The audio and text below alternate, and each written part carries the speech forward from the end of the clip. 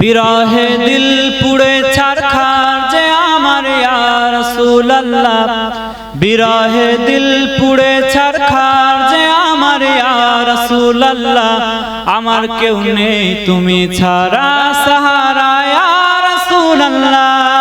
বলুন না সুবহানাল্লাহ, জোরে বলেন সুবহানাল্লাহ। আমার নবী ছাড়া আমাদের কেউ আছে? দুনিয়াতেও কেউ নেই, আখিরাতেও কেউ নেই। জোরে বলেন সুবহানাল্লাহ। আমার নবীর শাফাআতেই তো আমরা জান্নাতে যাব, বলেন ইনশাআল্লাহ। শাফাআতি লি আহলিল কাবাইরি মিন উম্মতি, আমার রাসূলুল্লাহ সাল্লাল্লাহু আলাইহি ওয়াসাল্লাম আশা দিয়ে বলেছেন, ও দুনিয়ার মানুষ, তোমাদের মধ্যে যারা বড় বড় গুনাহগার তাদের জন্য আমি রাসূলুল্লাহ শাফাআত করব। এই আশাতেই তো আমরা দিল পুড়ে ছারখার যে আমার ইয়া রাসূলুল্লাহ, আমার কেউ নেই তুমি ছাড়া সাহারা ইয়া রাসূলুল্লাহ, আমার কেউ নেই তুমি ছাড়া সাহারা ইয়া রাসূলুল্লাহ। কত জনে দেখে তোমায় কলিজা শীতল হয়ে যায়, কত জনে দেখে তোমায় কলিজা শীতল হয়ে যায়, আমাকে দাও না দিদার একবার ইয়া রাসূলুল্লাহ, আমাকে দাও না দিদার একবার ইয়া রাসূলুল্লাহ, আমার কেউ নেই তুমি ছাড়া সাহারা ইয়া রাসূলুল্লাহ, আমার কেউ নেই তুমি ছাড়া সাহারা ইয়া রাসূলুল্লাহ। বিরহে দিল পুড়ে ছারখার যে আমার ইয়া রাসূলুল্লাহ, বিরহে দিল পুড়ে ছারখার যে আমার ইয়া রাসূলুল্লাহ, আমার কেউ নেই তুমি ছাড়া সাহারা ইয়া রাসূলুল্লাহ।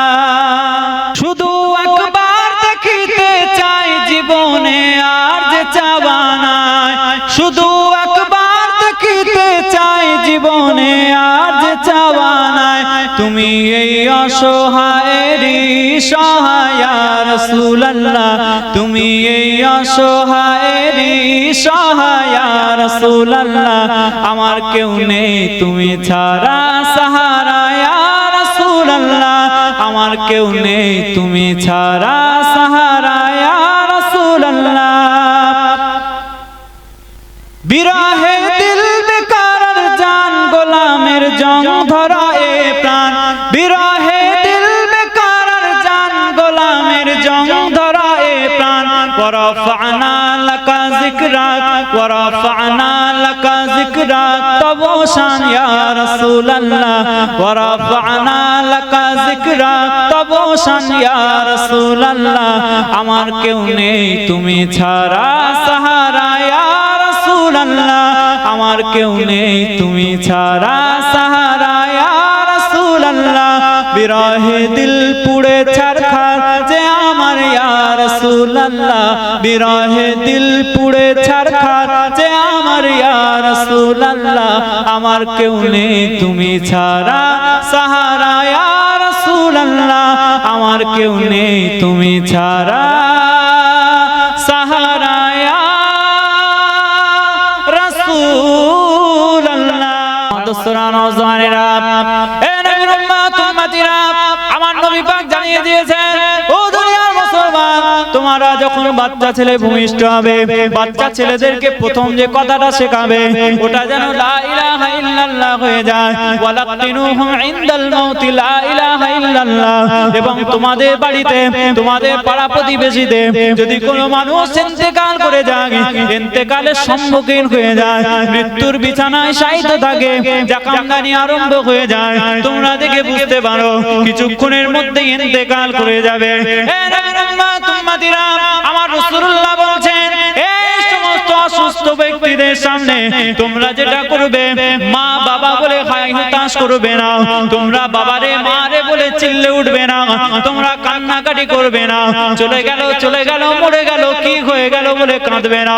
তোমরা যেটা করবে, ওই মুমূর্ষ অসুস্থ ব্যক্তির সামনে বসে বসে আল্লাহ পাকের কলমা শরীফটা, কালমায়ে লা ইলাহা ইল্লাল্লাহ তেলাওয়াত করবে। জোরে বলে ওয়ালাকিনুহুম ইনদাল মাউতি মাউতি লা ইলাহা ইল্লাল্লাহ।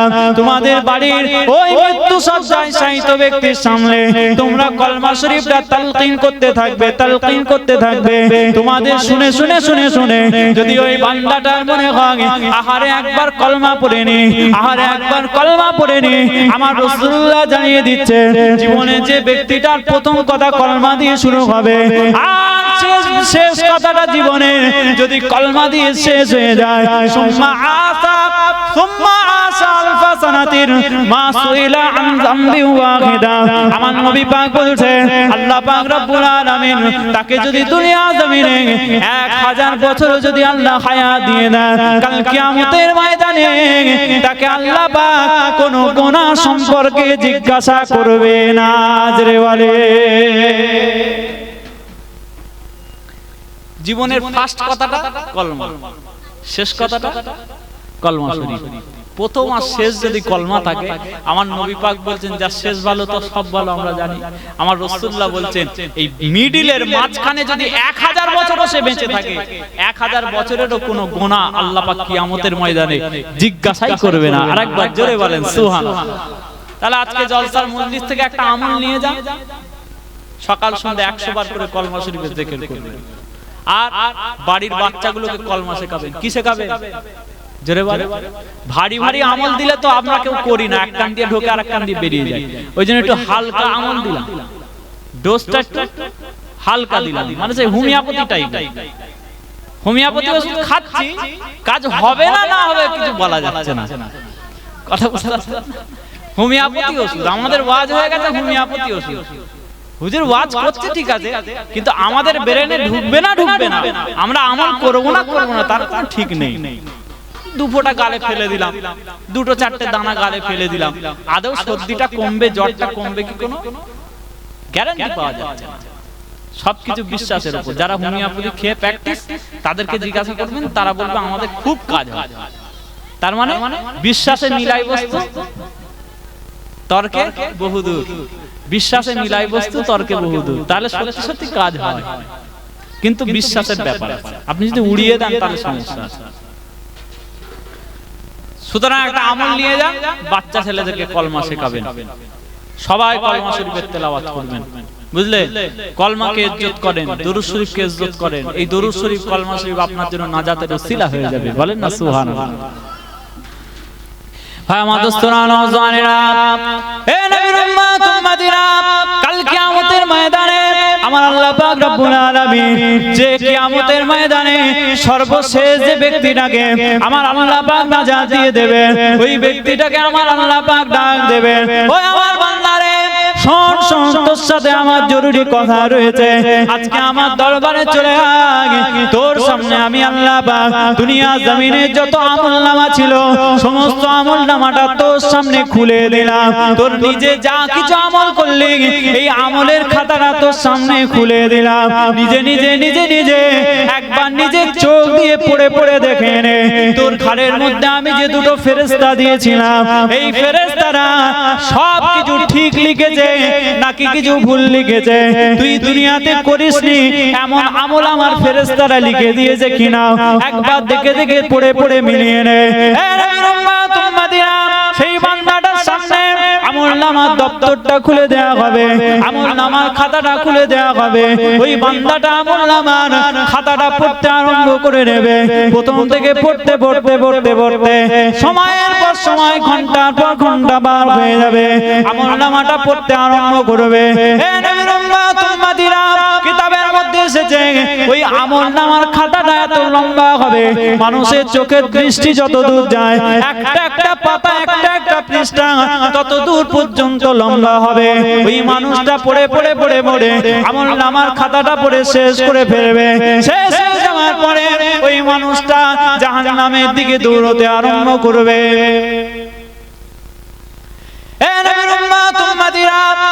আমার আল্লাহ পাক রব্বুল আলামিন ওই বান্দাটাকে ডাক দেবেন, ওই আমার বান্দারে আয় আয়, চলে আয় চলে আয়, আমি আল্লাহ পাক আমার রহমতের দিকে ফিরে আয়, আমি আল্লাহ পাক আমার রহমতের দিকে ফিরে আয়। কোথায় চললি কোথায় চললি, কোথায় চলে যাস, কোথায় চলে যাস? ওই বান্দাটা বলবে আল্লাহ পাক আপনি আমাকে বলেছিলেন আমল নামাটা পড়তে, আমি শুরু থেকে শেষ অবধি পড়ে দেখলাম এই আমল নামার মধ্যে কোনো সওয়াবের কাজ আমি পেলাম না।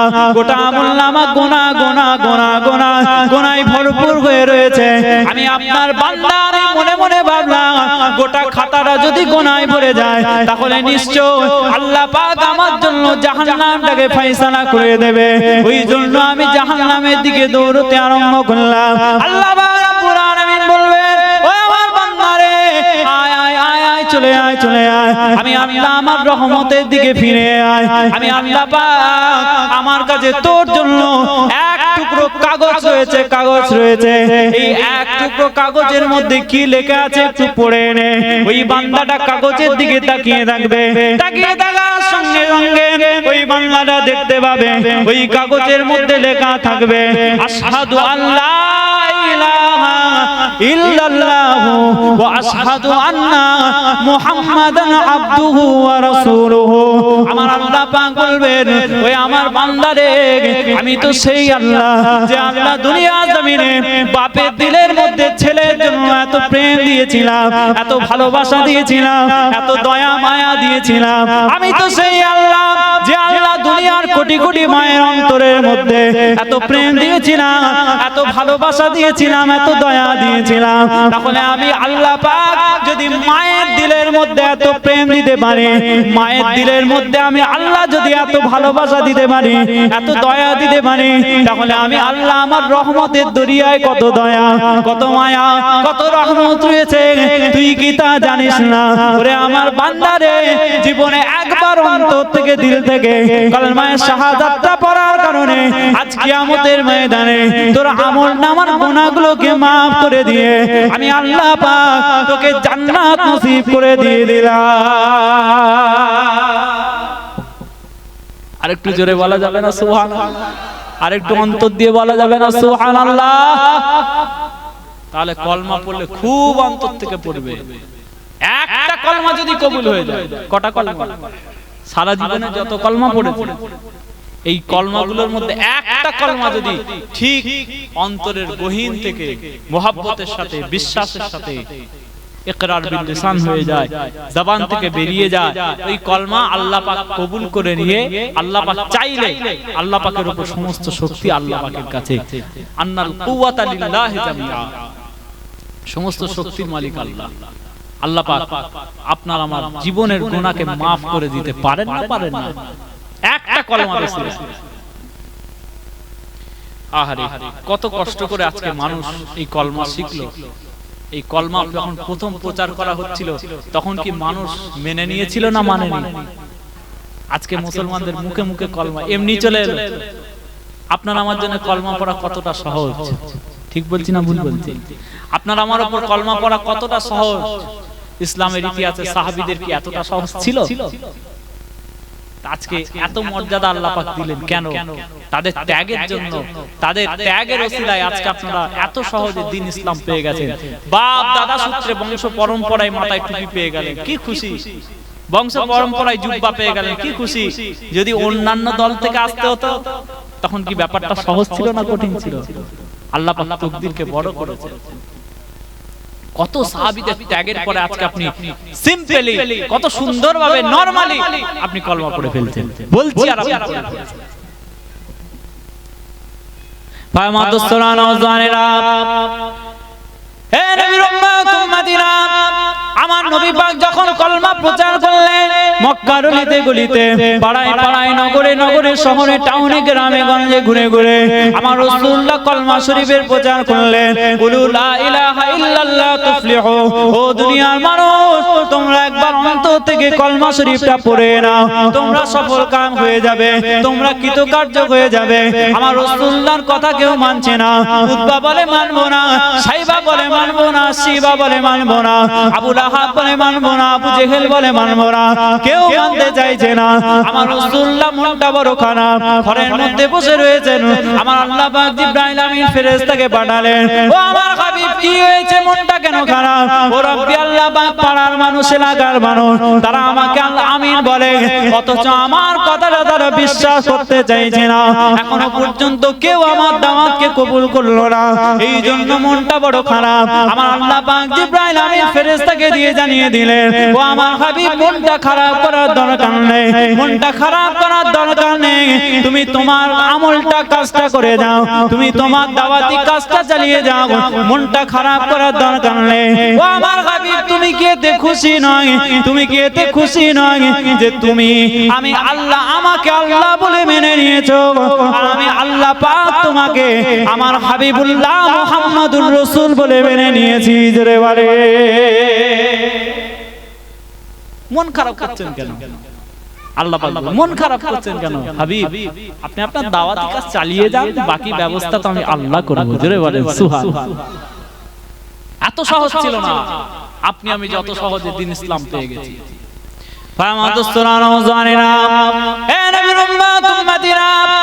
ইসলামের ইতিহাসে প্রথম মহিলা শহীদ হয়েছিলেন হযরত সুমাইয়া রাদিয়াল্লাহু তাআলা আনহা।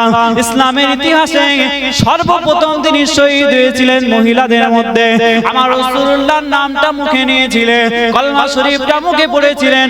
যাদের কাছে থাকতেন ওই আবু জেহেলেরা হযরত সুমাইয়া রাদিয়াল্লাহু তাআলা আনহাকে উত্তপ্ত বালির মধ্যে চিৎ করে শুইয়ে দিলেন, বর্ষা দিয়ে আঘাত করতে আরম্ভ করলেন। ও সুমাইয়া তুমি তোমার মুখ থেকে মুহাম্মাদুর রাসূলুল্লাহর নামটা ছাড়বে কিনা বলো, আল্লাহ আল্লাহ রাসূলের নামের কলমাটা ছাড়বে কিনা বলো। হযরত সুমাইয়া রাদিয়াল্লাহু তাআলা আনহা চিৎকার আওয়াজ দিয়ে জানিয়েছিলেন, ওই কাফির মুশরিক মুনাফিকেরা তোরা যদি আমার জান নিয়ে নিস, আমি সুমাইয়া আমার জবান থেকে আমার আল্লাহ এবং রাসূলুল্লাহর নামটাকে ছাড়তে পারবো না। আরেকটু জোরে বলবেন না? অত সহজ ছিল? আপনি আমি যত সহজে কলমা পড়তে পারছি, অত সহজ ছিল বলে? হযরত সুমাইয়ার একটা সন্তান ছিল, সুসন্তান একটা সন্তান ছিল, হযরত আম্মার বিন ইয়াসির রাদিয়াল্লাহু তাআলা। হযরত সুমাইয়ার সন্তান হযরত আম্মার বিন ইয়াসির রাদিয়াল্লাহু তাআলা যখন ইসলাম গ্রহণ করলেন, হযরত আম্মার বিন ইয়াসির রাদিয়াল্লাহু তাআলা কে উত্তপ্ত বালির উপরে চিৎ করে, এমন বালি মরুভূমিতে, ওই বালিতে হাত দিলে আগুনের থেকে গরম, আগুনের থেকে গরম। এটা হয়, ছ্যাঁকাটা এত গরম হয়, আপনি লক্ষ্য করে দেখবেন আমাদের এখানে অত ঠান্ডা পড়ে না। এই পাঞ্জাবে দিল্লিতে যা ঠান্ডা পড়ে প্রায় 5 ডিগ্রি সেলসিয়াস, 4 ডিগ্রি সেলসিয়াস। এই শীতের মধ্যে আপনি যখন থাকবেন যতটা গরম হবে, কাশ্মীরে গেলে বরফের মাঝখানে আপনার অতটা শীত লাগবে না। এই পাঞ্জাব বা দিল্লির ঠান্ডাটা আপনাকে এত কষ্ট দেবে। কথা বুঝতে পারছেন? পাঞ্জাব দিল্লির ঠান্ডা এত কষ্ট দেবে আপনাকে, কাশ্মীরে বরফের মাঝখানে দাঁড়িয়ে থাকবেন, দেখবেন সোয়েটার খুলে টুপি খুলে দাঁড়াতে পারবেন, অত কষ্ট আপনার হবে। তাহলে অনেক সময় আগুনে দেখবেন এরকম হাত দিয়ে এরকম সরিয়ে নেবেন, দেখবেন হাত পুড়বে না, হাতে আগুন লাগবে না। কিন্তু উত্তপ্ত বালি মরুভূমিতে যদি আপনাকে শুয়ে থাকতে বলা হয়, আপনি মাইক্রো সেকেন্ড শুয়ে থাকতে পারবেন না। ভাই আমার দোস্তরা, নওজওয়ানেরা, এ নবীর উম্মত উম্মতিরা, হযরত আম্মার বিন ইয়াসির রাদিয়াল্লাহু তাআলা আনহুকে কাফির মুশরিক মুনাফিকেরা হযরত আম্মারকে উত্তপ্ত বালির মধ্যে চিৎ করে শুইয়ে দিলেন। পিঠের মধ্যে একেবারে লোহাকে গরম করে পুড়িয়ে আংরার মতো করে গরম লোহা পিঠের মধ্যে চাপিয়ে দেওয়া হলো। আমার রাসূলুল্লাহ রাস্তা দিয়ে যেতে যেতে দেখলেন আম্মারকে এত এই রকম ভাবে চরম কষ্ট দেওয়া হচ্ছে। আমার নবী পাক থাকতে পারলেন না, চোখ দিয়ে পানি পড়ে যায়। আহারে দুনিয়া জমিনে আল্লাহ পাকের নাম নেওয়ার কারণে, আমি মুহাম্মাদুর রাসূলুল্লাহ আমার উপর কলমা শরীফটা পড়ার কারণে দুনিয়া জমিনে আমার আম্মারকে কত কষ্ট পেতে হয়। আম্মার বিন ইয়াসির রাদিয়াল্লাহু তাআলা আনহুর কাছে আমার রাসূলুল্লাহ চলে গিয়ে আম্মার বিন ইয়াসির রাদিয়াল্লাহু তাআলা আনহুর চেহারা মুবারকটা, মাথা মুবারকটা নিয়ে আমার রাসূলুল্লাহ নিজের কোলের মধ্যে নিয়ে নিলেন, নিজের কোলের মধ্যে নিয়ে আমার আল্লাহর কাছে দোয়া চাইলেন, ও রব্বি আল্লাহ পাক, ওই ইব্রাহিম আলাইহিস সালামের জন্য আপনি যেমন আগুনকে ঠান্ডা করে দিয়েছিলেন, আমার আম্মারের জন্য এই লোহাকে এবং বালিকে আপনি ঠান্ডা করে দেন। আমার রাসূলুল্লাহ দোয়ার বদৌলতে আমার আল্লাহ পাক সঙ্গে সঙ্গে বালি এবং আংড়ার মতো লোহাকে একেবারে ঠান্ডা বরফের মতো ঠান্ডা বানিয়ে দিয়েছিলেন। আরো জোরে বলেন সুবহানাল্লাহ। আমি এটা বোঝাতে চাইছি যে এতটা সহজে ইসলাম তারা পায়নি যতটা সহজে আমরা পেয়েছি। একটা জিনিস কথা আছে না, যে সহজে পেলে তার মূল্যহীন হয়ে যায়, সহজে পেলে মূল্যহীন হয়ে যায়। খুব কষ্ট করে যারা টাকা ইনকাম করে তাদের পকেট থেকে টাকা বেরোতে খুব কষ্ট হয়। যারা বড্ড কষ্ট করে টাকা ইনকাম করে না, সকাল 6টার সময় বেরিয়ে চলে যায়, 12 ঘন্টা ডিউটি করে, 10,000 টাকা 12,000 টাকা মাইনে, তারা বাজারে গিয়ে কিছু কিনতে গেলে খুব হিসাব নিকাশ করে কিনতে হয়, পকেট থেকে পয়সাটা বেরোতে কঠিন হয়। আর যারা অনর্গল এমনি পয়সা পায়, যে কোনো কারণে হোক, হারাম হোক আর হালাল হোক, বাঁচাবাঁচি নেই। কথা বুঝতে পারছেন? যারা এমনি উল্টো পাল্টা ইনকাম করে, হারাম ইনকাম করে, তাদের খরচ করা কোনো ব্যাপার নয়। তবে আল্লাহ পাক বরকত দেন। যারা হালাল ইনকাম করে তাদের ইনকামে আমার আল্লাহ পাক বরকত দেন, এটা সঠিক কথা। আমার দোস্তরা, নওজওয়ানেরা, এ নবীর উম্মত উম্মতিরা, আমার নবী পাকের সাহাবীরা কত কষ্ট করে দ্বীন ইসলাম পেয়েছে। আমার নবী পাকের একজন সাহাবী ছিলেন হযরত তালহা ইবনে উবাইদুল্লাহ রাদিয়াল্লাহু তাআলা আনহু। হযরত তালহা ইবনে উবাইদুল্লাহকে উহুদের ময়দানের নায়ক বলা হতো। বলবেন না সুবহানাল্লাহ? উহুদের ময়দানের নায়ক, হিরো বলা হতো। ভাই আমার দোস্তরা, নওজওয়ানেরা, এ নবীর উম্মত উম্মতিরা, হযরত তালহা ইবনে উবাইদুল্লাহ রাদিয়াল্লাহু তাআলা আনহু উহুদের ময়দানে যখন আমার নবী পাকের সাহাবীরা ছত্রভঙ্গ হয়ে গেল, একত্রিত সংগঠিত আর থাকতে পারলেন না, ছত্রভঙ্গ হয়ে গেল। আমার রাসূলুল্লাহ একা দাঁড়িয়ে রয়েছে, যে কোনো মুহূর্তে কাফের মুশরিক মুনাফিকেরা আমার রাসূলুল্লাহকে আক্রমণ করে বসবে। এই রকম পরিস্থিতিতে হযরত তালহা ইবনে উবাইদুল্লাহ আমার রাসূলুল্লাহর সামনেতে দুটো হাতকে বাড়িয়ে দিয়ে পাহাড়ের মতো দাঁড়িয়ে রইলেন। আল্লাহ নবী, আল্লাহ রাসূল সাল্লাল্লাহু আলাইহি ওয়াসাল্লাম সঙ্গে সঙ্গে তালহা ইবনে উবাইদুল্লাহর জন্য আমার রাসূলুল্লাহ দোয়া চেয়েছিলেন, ও রব্বি আল্লাহ পাক, শত শত কাফের মুশরিকদের সামনে আমার তালহা আমাকে পাহারা দিচ্ছে, আমার তালহাকে আপনি গায়েবী মদদ দান করেন, আমার তালহাকে আপনি শক্তি দান করেন। হযরত তালহা রাদিয়াল্লাহু তাআলা আনহু একবার কাফেররা নবী পাককে আক্রমণ করতে আসে। হযরত তালহা হুজুর বীর বিক্রমের সাথে কাফের মুশরিক মুনাফিকদেরকে ছত্রভঙ্গ করে দেন, যুদ্ধ করতে করতে সরিয়ে দেন, ছত্রভঙ্গ করে দেন। আবার আমার রাসূলুল্লাহ সামনে এসে পাহাড়ের মতো ঢাল হয়ে দাঁড়িয়ে থাকে, একবার করে কাফেরদের সাথে যুদ্ধ করে, আর একবার করে আমার নবী পাকের কাছে এসে দাঁড়ায়, একবার করে কাফেরদের সাথে যুদ্ধ করে, আর একবার আমার রাসূলুল্লাহকে নিজের ঘাড়ের মধ্যে, কোলের মধ্যে তুলে নিয়ে পাহাড়ের উচ্চতার দিকে নিয়ে যেতে আরম্ভ করে, যেখানে নিরাপদ জায়গা হযরত তালহা হুজুর যেতে আরম্ভ করে দেয়। আবার যখন দেখেন 2-4টে কাফের এসে হাজির হয়েছে, রাসূলুল্লাহকে একটা নিচের মধ্যে পাথরের মধ্যে উঁচু জায়গাতে বসিয়ে দিয়ে হযরত তালহা হুজুর আবার আক্রমণ শুরু করে দেয়। আমার কাফের মুশরিক মুনাফিকরা ছত্রভঙ্গ হয়ে যায়। হযরত তালহা হুজুর এইভাবে আমার রাসূলুল্লাহকে পাহারা দিতে দিতে যখন উহুদের ময়দান শেষ হয়ে গেল, দেখা গেল হযরত তালহা হুজুরের শরীরের মধ্যে 39টা তীর হযরত তালহা হুজুর নিজের শরীরের মধ্যে, বুকের মধ্যে নিয়ে আমার রাসূলুল্লাহকে পাহারা দিয়েছিলেন। একটা দুটো তীর নয়, বহু তীর, একটা বুকে, একটা পায়ে, একটা হাতে, শরীরের বিভিন্ন জায়গায় লেগে আছে। আমার নবী পাক সাল্লাল্লাহু আলাইহি ওয়াসাল্লামকে এই অবস্থাতেই তিনি পাহারা দিলেন। জেরে বলেন সুবহানাল্লাহ। জীবন চলে যাবে, ফিদাকা আবি ওয়া উম্মি ইয়া রাসূলুল্লাহ, কোনো পরোয়া নেই। হযরত আবু বকর হুজুর সব সময় আমার নবীকে বলতেন, ইয়া রাসূলুল্লাহ, ফিদাকা আবি ওয়া উম্মি ইয়া রাসূলুল্লাহ, ইয়া রাসূলুল্লাহ, আপনার কদমে আমার বাপ মা কুরবান। জেরে বলেন সুবহানাল্লাহ। আপনার কদমে আমি আবু বকর, আমি তো ছোট, আমার বাপ মা আপনার কদমে, আমার বংশ আপনার কদমে কুরবান। সাহাবীরা এরকম জান চলে যাবে পরোয়া নেই, আমার নবীর শরীরের মধ্যে টাচ হতে দেব না। জোরে বলেন সুবহানাল্লাহ। তালহা হুজুর একা পাহারা দিতে দিতে দিতে দিতে দূর থেকে একটা কাফের এমন পাথর ছুঁড়েছে, আমার নবী পাক সাল্লাল্লাহু আলাইহি ওয়াসাল্লামের লৌহ বর্ম, লোহার পোশাক, মাথার মধ্যে যে লোহার হেলমেট, এই লোহার হেলমেটের দুটো কড়া ওই পাথরের আঘাতে কড়াটা বেঁকে গিয়ে আমার নবী পাকের চোয়ালের মধ্যে ঢুকে আমার রাসূলুল্লাহ দান মুবারক শহীদ হয়েছে। দাঁত মুবারক উহুদের ময়দানে। এখনো যদি আপনারা উহুদের ময়দানে যান, যে জায়গাটায় নবী পাক ইসলামের দাঁত মুবারক শহীদ হয়েছে আপনারা দেখতে পাবেন। ভাই আমার দোস্তরা, নওজওয়ানেরা, এ নবীর উম্মত উম্মতিরা, আমার নবী পাক সাল্লাল্লাহু আলাইহি ওয়াসাল্লামের শরীরের মধ্যে যখন মাথার মধ্যে ওই হেলমেট থেকে দুটো কড়া, ওই লোহার কড়া আমার রাসূলুল্লাহ চোয়ালের মধ্যে ঢুকে গিয়ে আমার রাসূলুল্লাহ দান মুবারক শহীদ হয়ে গেল। এমন সময়তে হযরত আবু বকর সিদ্দিক রাদিয়াল্লাহু তাআলা আনহু আমার নবীর কাছে দৌড়ে দৌড়ে যেতে আরম্ভ করলেন। আমার রাসূলুল্লাহ চোয়াল থেকে ওই লোহার কড়াটা টেনে বার করার জন্য হযরত আবু বকর সিদ্দিক হুজুর প্রস্তুতি নিয়ে নিলেন। এমন সময়তে আমার রাসূলুল্লাহর একজন সাহাবী হযরত আবু উবাইদা ইবনে জাররাহ রাদিয়াল্লাহু তাআলা আনহু হযরত আবু বকর হুজুরের দুটো হাতে পায়ে ধরেছে।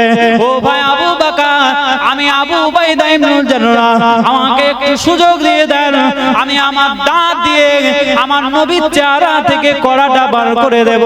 হযরত আবু বকর সিদ্দিক হুজুর বললেন, যাও ভাই যাও, চলে যাও, আমার রাসূলুল্লাহর চেহারা থেকে ওই লোহার কড়া মুবারক গুলো বার করে নাও। আমার নবী পাকের শরীর থেকে ওই লোহার কড়াটা, দুটো কড়া আবু উবাইদা ইবনে জাররাহ একটা দাঁত দিয়ে টেনে বার করলেন। টেনে বার করার সঙ্গে সঙ্গে আবু উবাইদা হুজুরের একটা দাঁত শহীদ হয়ে গিয়েছিল। হযরত আবু উবাইদা হুজুর ওই পরিস্থিতিতে প্রখর যন্ত্রণার মধ্যে দিয়ে দ্বিতীয়বার দাঁত দিয়ে আমার নবীর চেহারা থেকে আর একটা লোহার কড়া টেনে বার করলেন। আমার নবী পাকের হেলমেট মুবারক মাথা থেকে খুলে বার করা হলো। হযরত আবু উবাইদা হুজুরের আবারও একটা দাঁত সেদিন শহীদ হয়ে গিয়েছিল। হযরত আবু উবাইদা হুজুর দেখলেন আমার নবী পাকের হেলমেট খোলার সঙ্গে সঙ্গে আমার রাসূলুল্লাহ চেহারা মুবারক থেকে অনর্গল কল কল কল কল করে রক্ত বেরোতে আরম্ভ হয়ে গিয়েছে। হযরত আবু উবাইদা ইবনে জাররাহ দেরি করলেন না আমার রাসূলুল্লাহ চেহারা মুবারক থেকে ঢক ঢক ঢক ঢক করে রক্তগুলো পান করতে আরম্ভ করে দিলেন। যখন রক্ত মুবারক পান করা হয়ে গিয়েছে, আমার রাসূলুল্লাহ জানিয়ে দিলেন, ও আবু উবাইদা ইবনে জাররাহ, দুনিয়ার মধ্যে মানুষের রক্ত মানুষের জন্য পান করা জায়েজ না। দুনিয়ার মধ্যে মানুষের রক্ত মানুষ পান করতে পারবে না, এটা হারাম করা হয়েছে।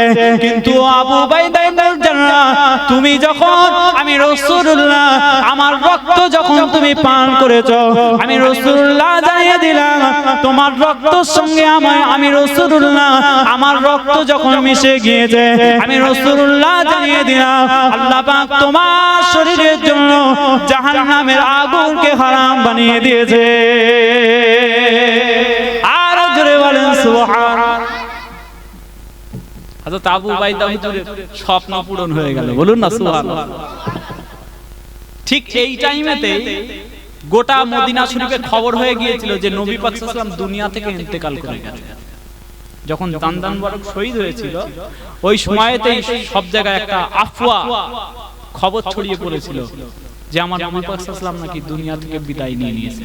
কিন্তু আমার নবীকে আল্লাহ পাক হায়াতে রেখেছিলেন, বলেন না সুবহানাল্লাহ, জোরে বলেন সুবহানাল্লাহ। ওই জন্য ইসলামের যে কোনো রুকুন আরকান আপনারা খুব ধ্যান দেবেন, খুব ধ্যান দেবেন, কারণ প্রত্যেকটা ইসলামের নীতি আদর্শ দুনিয়াতে যখন আমার নবীর মাধ্যমে এসেছে সহজে আসেনি। রাস্তাটা কিন্তু বড্ড কঠিন ছিল, সাহাবায়ে কেরামের রাস্তাটা বড় কঠিন ছিল, সহজে আসেনি। একটা মহিলার কথা বললাম না, যে প্রথম শহীদ ইসলামের ইতিহাসে, প্রথম শহীদ যিনি হয়েছিলেন হযরতে সুমাইয়া রাদিয়াল্লাহু তাআলা আনহার কথা বললাম। ইসলামের ইতিহাসে আরেকজন নারী রয়েছে আরেকজন নারী ইসলামের ইতিহাসে রয়েছেন। ইসলামের ইতিহাস সারা পৃথিবীর মুসলমান তাকেও বড় সম্মান করে, মহব্বত করে। তার ওই ত্যাগকে সারা পৃথিবীর মুসলমান ভুলতে পারেনি। আমার নবী পাক উদ্দেশ্য করে বলেছিলেন তাদেরকে যে শোনো, দুনিয়ার জমিনে আমি রাসূলুল্লাহ তোমাদেরকে যাজা দিতে পারবো না, তোমাদের হক আদায় করতে পারবো না। কাল কিয়ামতের ময়দানে আল্লাহ তোমাদের হক আদায় করে দেবে। জোরে বলেন সুবহানাল্লাহ। তোমরা যেভাবে জান মাল দিয়ে আমি নবী আমাকে সাহায্য করেছি, আমি কি করেছি? নবীর জন্য কি করেছেন? নবী পাক আমাদের জন্য সব করেছেন। আপনাকে একটা দরুদ পড়তে বললে আপনি দরুদ পড়তে পারেন না। কি করেছেন নবী পাকের জন্য? আমি কি করেছি বলে? কিছুই করতে পারি। আরেকজন নারীর কথা বলবো, সবাই শুনছেন তো নাকি? কতজন শুনছেন একটু হাত তুলে দেখেন। তাকবীর দেন, নারে তাকবীর। একটু ব্যাটারির চার্জটা দেখে নিলাম, এখন অনেকক্ষণ বসতে হবে তো মুনাজাত অবধি, ওই জন্য দেখে নিলাম। প্রথম বক্তাদের একটু জ্বালা আছে, লোকজন বসতে যত ভালোই ওয়াজ করুক লোক বসতে যায় না, কারণ মুনাজাতের জন্য অপেক্ষা করে। একবার মোহাব্বতে উচ্চ আওয়াজে দরুদ শরীফ পড়েন, আল্লাহুম্মা সাল্লি আলা